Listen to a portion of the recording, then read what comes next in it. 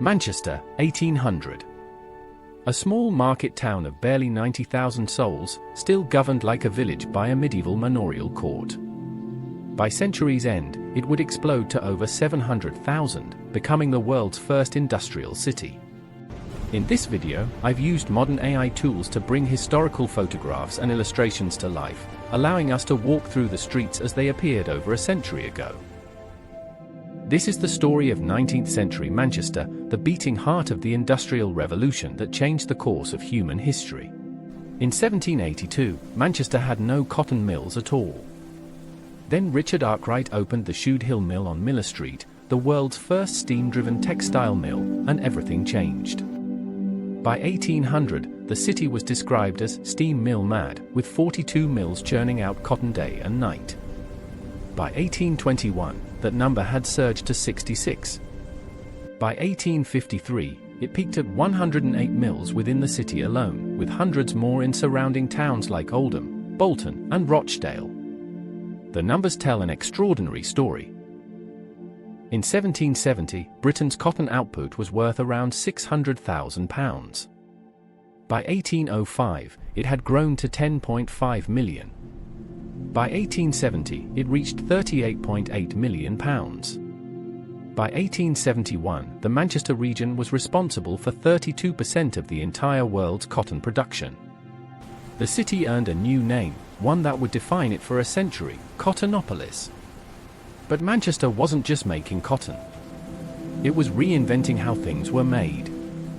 The factory system born here replaced centuries of cottage industry. Workers who once spun thread at home now operated massive machines inside buildings that visiting German architect Karl Friedrich Schinkel described as 7 to 8 stories high, as big as the Royal Palace in Berlin. One mill alone, McConnell and Kennedy in Ancoats, employed 1,500 workers laboring 69 hours a week. 3/4 of them were women and children. As the century progressed, Manchester transformed from a manufacturing centre into the commercial nerve centre of the global cotton trade. The Royal Exchange became the engine room of the industry. On its trading floor, the yarn and cloth of the entire Lancashire cotton industry was bought and sold, connecting 280 cotton towns and villages within a 12-mile radius. By the 1870s, 3/4 of the textiles manufactured in the region were being exported by foreign companies based in Manchester. Banks multiplied to service this booming trade. The Bank of Manchester opened on Market Street in 1829, the first bank in the city to hold its own reserves. The Manchester and Liverpool District Bank followed on Spring Gardens in 1832. Soon, the area around Spring Gardens, Fountain Street, and King Street became a financial district rivaling anything outside London. The great warehouses that stored finished cotton goods were so magnificent, so numerous, over 1,800 of them, that Manchester earned yet another nickname, Warehouse City. These buildings were described as the finest examples of Victorian commercial architecture in all of Britain. Before the railways, canals were Manchester's lifelines. In 1761, the Duke of Bridgewater opened his famous canal, bringing cheap coal from the Worsley collieries directly to Manchester's factories. Extended by 1776, it linked Manchester with the Mersey and Liverpool, serving the import and export needs of the cotton industry. Raw cotton arrived from the American South, the West Indies, and India through Liverpool's docks, then travelled by canal to Manchester's mills. The finished cloth made the return journey to be shipped across the world. But it was the railway that truly transformed Manchester's place in the world. On September 15, 1830, the Liverpool and Manchester Railway opened, and history was made. It was the world's first intercity railway to rely exclusively on steam locomotives. The first to be entirely double-tracked. The first with a signalling system. The first to carry mail. George Stephenson's rocket had won the famous Rainhill trials just a year before, proving that steam locomotion could work. The opening day drew thousands of spectators lining the 31-mile route, along with the Prime Minister, the Duke of Wellington himself. But that day was also marked by tragedy. William Huskisson, Liverpool's Member of Parliament, stepped onto the tracks to greet the Duke and was struck by the oncoming rocket. He died hours later, becoming the world's first major railway fatality. Yet even this did not dampen the railway's success. Within a year, almost 500,000 passengers had ridden the line. About 1,200 people were traveling the route daily, at half the price of a stagecoach. By the 1850s, the greater part of Manchester's present railway system was complete, spawning an era of railway mania that saw 35 major railway lines built across Britain in just 15 years. But this prosperity had a dark and terrible shadow. While warehouse owners displayed their wealth in palatial commercial buildings, barely a mile away, millions lived in conditions almost beyond modern comprehension. Angel Meadow was Manchester's most infamous slum. Bordered by Rochdale Road, Miller Street, and the black waters of the River Irk, 30,000 people were crammed into less than a square mile. The population density exceeded 350 people per acre. Whole families lived in cellar dwellings, some 15 feet below ground level. If your cellar was next to a privy, waste would seep down the walls. Census records show it was not uncommon for 12 or 13 people to occupy a single cellar dwelling, rooms measuring just 12 feet by 14. In 1842, a young German industrialist's son named Friedrich Engels arrived in Manchester to help manage his father's cotton factory in Salford. What he saw in Angel Meadow and the surrounding slums horrified him. He called it hell upon earth. He described housing in the Red Bank area as utterly uninhabitable, with cellar floors standing 2 feet below the water level of the River Irk, which flowed barely 6 feet away. His book, The Condition of the Working Class in England, published in 1845, became one of the most devastating portraits of urban poverty ever written. It would later inspire his collaboration with Karl Marx and the Communist Manifesto. In 1847, of the 47,000 houses in Manchester, only 11,000 had piped water. Another 12,000 relied on shared taps in the street. Thousands more drew water from shallow wells and polluted streams.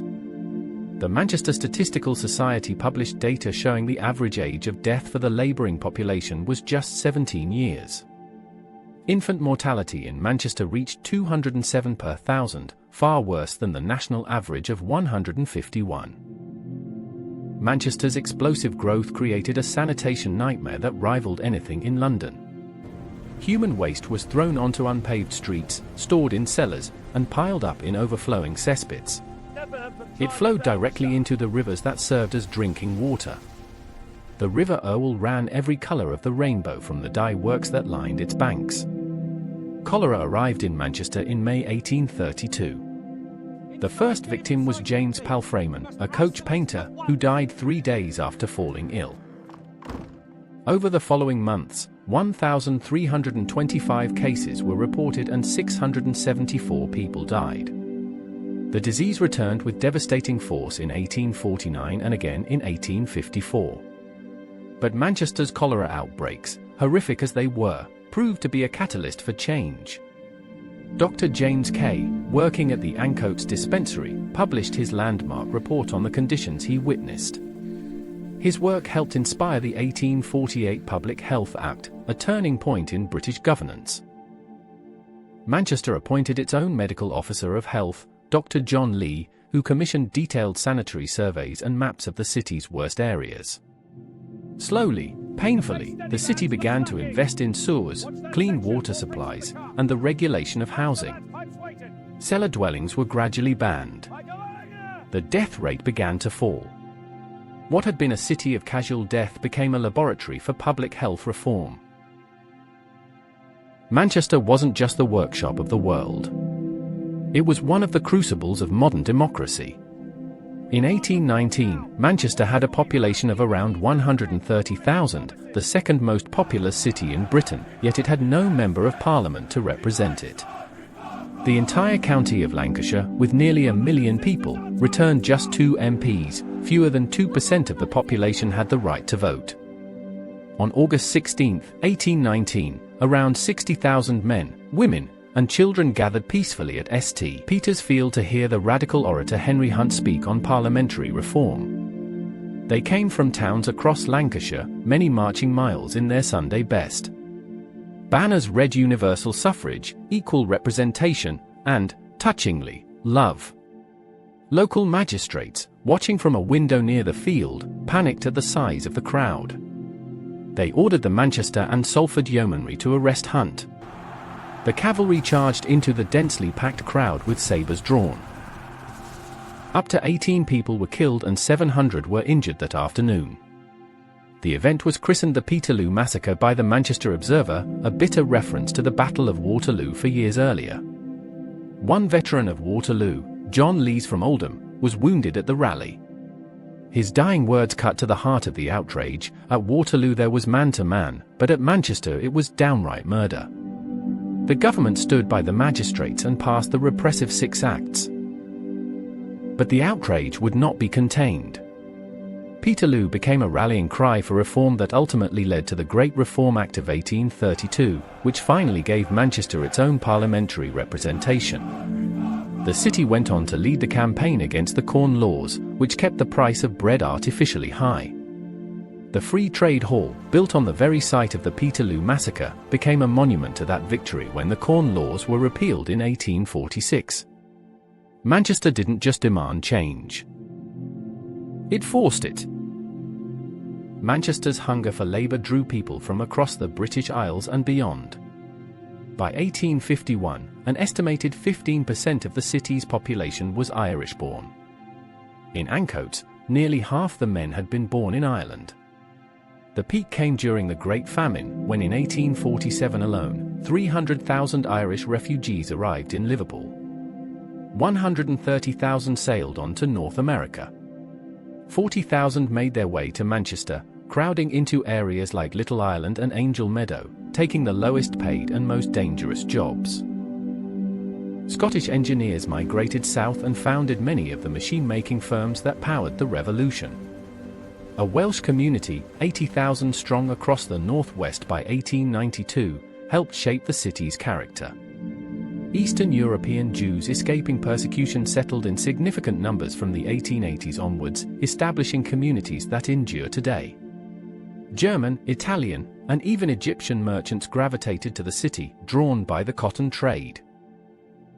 This extraordinary diversity created a cosmopolitan metropolis unlike anything Britain had seen outside London. By the late 19th century, Manchester was suffering under the grip of the Long Depression, strangled by Liverpool's dock charges and the railway company's excessive fees. The solution was audacious, almost absurd: turn a landlocked city, 40 miles from the sea, into one of Britain's major ports. In 1882, manufacturer Daniel Adamson gathered Manchester's business leaders and proposed building a ship canal from the Mersey estuary to the heart of the city. Liverpool fought ferociously against the plan in Parliament, but after 2 defeats, the necessary act was passed in 1885. Construction began in 1887 and took 6 years, employing an average of 12,000 navvies, peaking at 17,000. The scale was staggering: 54 million cubic yards of material were excavated, roughly half the amount removed during the building of the Suez Canal. Engineers laid 200 miles of temporary rail track and deployed 180 locomotives, 6,000 trucks, 124 steam cranes, and 97 steam excavators. The canal ran out of money halfway through. Manchester Corporation stepped in, lending millions of pounds to save the city's prestige. When the 36-mile Manchester Ship Canal finally opened on January 1, 1894, with Queen Victoria performing the official ceremony in May, it was the largest river navigation canal in the world. Despite being 40 miles inland, Manchester became Britain's third-busiest port. Alongside the canal, Trafford Park became the world's first planned industrial estate. This wasn't just engineering. It was an act of industrial defiance. Victorian Manchester was a city of enormous cultural and intellectual vitality. In 1858, Sir Charles Hallé founded the Hallé Orchestra, which made its home in the Free Trade Hall and became one of the finest orchestras in Europe, patronized in its early years by Manchester's German community. The Manchester Guardian, founded in 1821, grew into Britain's leading provincial newspaper, achieving international influence.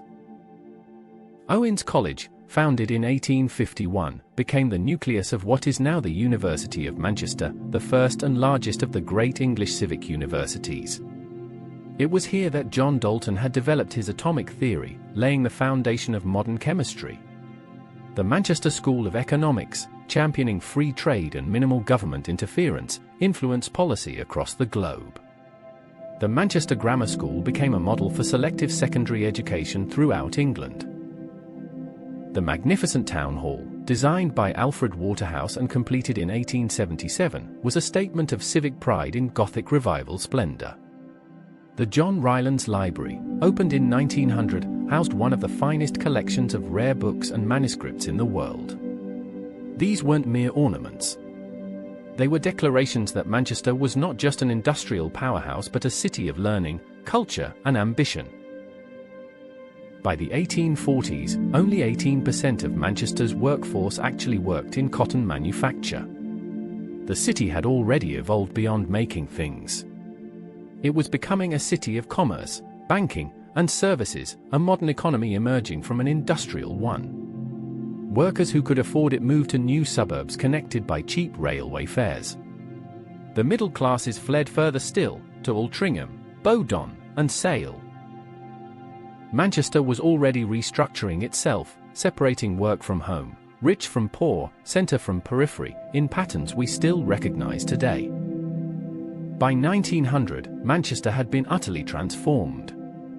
What began the century as a small market town of 90,000 had become a global industrial metropolis of over 700,000. It had given the world the factory system, the intercity railway, the free trade movement, and a model for public health reform.